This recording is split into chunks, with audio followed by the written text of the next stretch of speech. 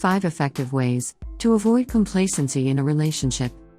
Let's cut straight to the point. Complacency in a relationship is a death trap.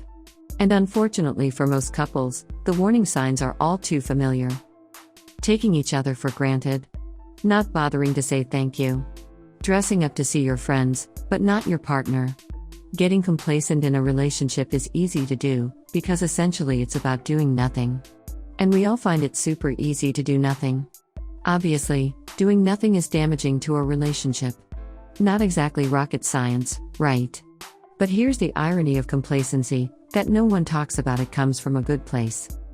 Complacency in a relationship reflects feeling so satisfied and secure that you think you don't need to try any harder. That your relationship is healthy and functioning, so it's okay to set it to cruise control. Complacency can also be a good indication that you feel emotionally safe with one another, which is lovely and romantic.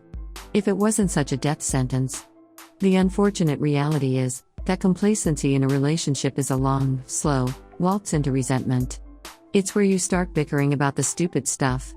Like whose turn it is to empty the dishwasher. Or what to watch on Netflix. Seriously, why is it so hard? It's like the gears have run out of grease, so you're grinding and grating on each other, but not in a sexy way. We call it not fun friction. In case it's not abundantly clear by now, don't get complacent in your relationship. Easier said than done. If you want to know how to avoid complacency in a relationship, we got you covered with 5 simple ways to kick it to the curb. 1. Kick your own ass. There's a time for kicking back and sipping cocktails, and there's a time for kicking your own ass. If you suspect that complacency has crept into your relationship, guess what? It's time for butt kicking. This means asking some tough questions and getting real with yourself. Are you being lazy? How would you feel about dating you? Are you showing your partner how much they mean to you with both words and actions? Of course, there's always excuses available. I'm stressed, I don't have time, I'm a special snowflake. But at the end of the day, you just gotta do the thing and make the effort. If you're not sure where to start, you could simply ask your partner. What can I do to help you feel more loved and appreciated? Yup, it might feel a little vulnerable. It might even take some extra effort. But the survival of your relationship depends on it. 2. Update your love maps.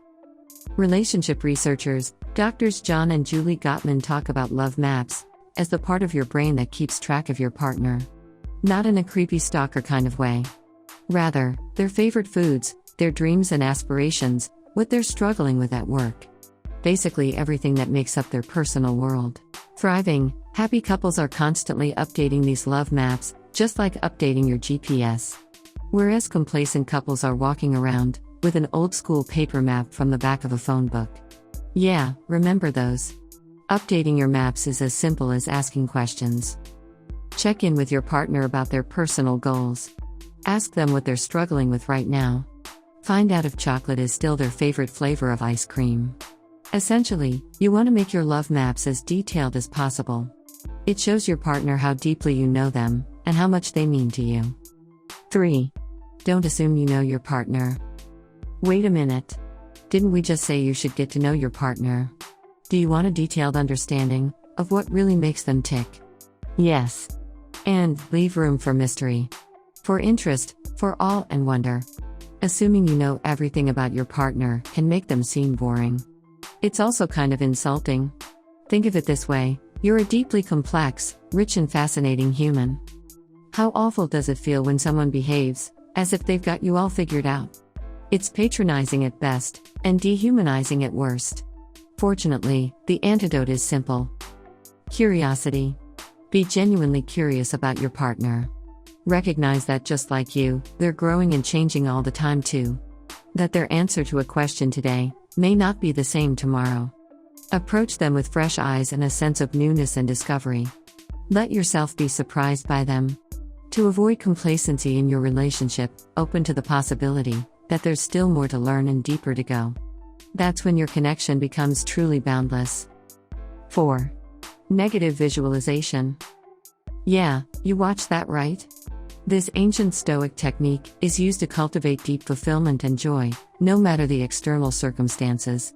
Instead of keeping you stuck on the never-ending treadmill of always wanting more, Negative visualization helps you to want what you already have.